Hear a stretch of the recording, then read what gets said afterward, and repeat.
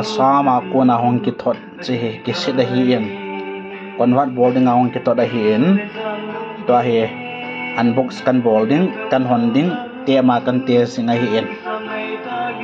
visual son jong ana win lang koi hizong le kiset convert bol sa anom oble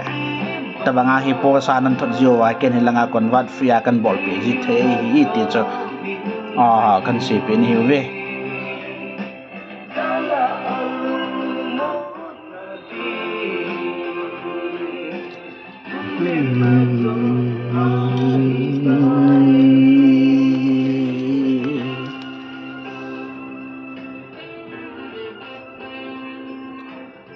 hi ipipication om ham da hongutin da aveu te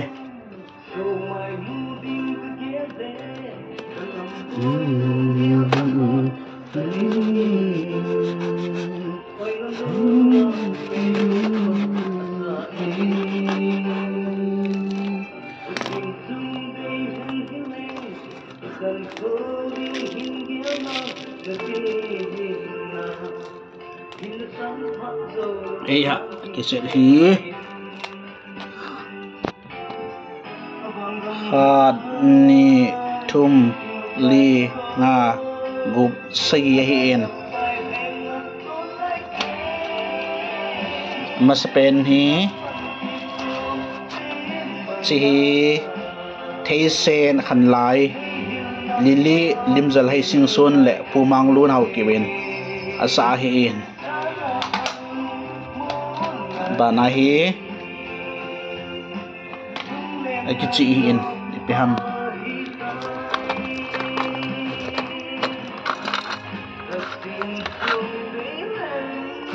imya wang hi in hi wangin akowal hi akichi puin azo le ingai tiung le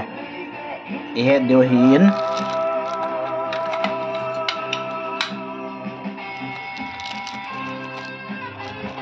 wana hi si hosana kitiin koil ho ahe le kilomin ban le chi van mana kitiin asahi thingboy singson le malwin singson hi in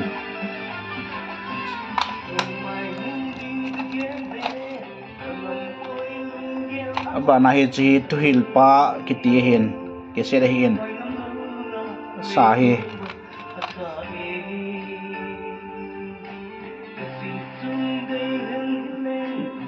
sahi mi tam ta hin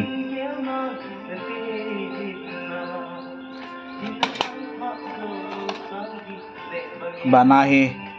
til hing nei sa pakai chingjing in a hin chong hi kese ngai ta hin langai ta hin zo la ka khana kan tha din hin chi hi wa choila kitin venei kim sa hin zong hi ngai ding hin cho hi asama kuna sopi zon dongel in anton hin konwat dinga tu hin kana kan te sing hin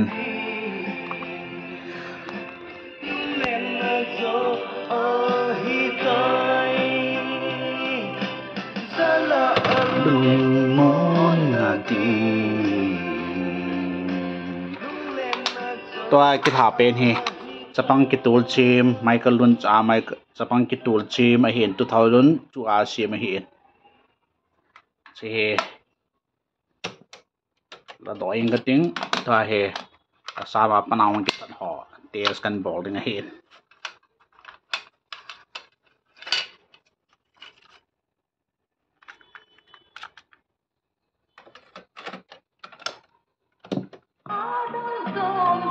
he chi adi na ye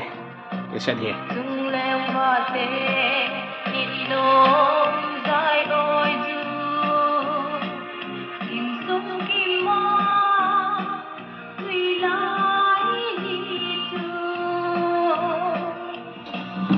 chen hiền guys mà cái sen lùi ho he ta he còn vắt cái ball gì hiền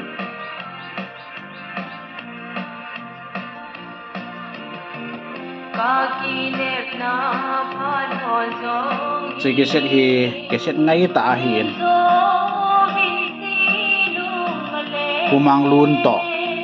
lili singso ni na sa hiền cái chân chơi tàn tin vậy ta bằng cái set còn vắt đinh này ai lo hi lo kon wat sa no mo ble ta he po sa ni thot jiwa ken ola kon wat kan ball ji ding mp3 kan tot ji ding ne he ti chu kan he sa he guys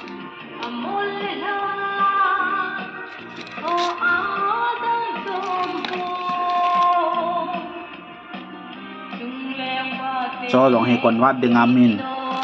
ina to da hi en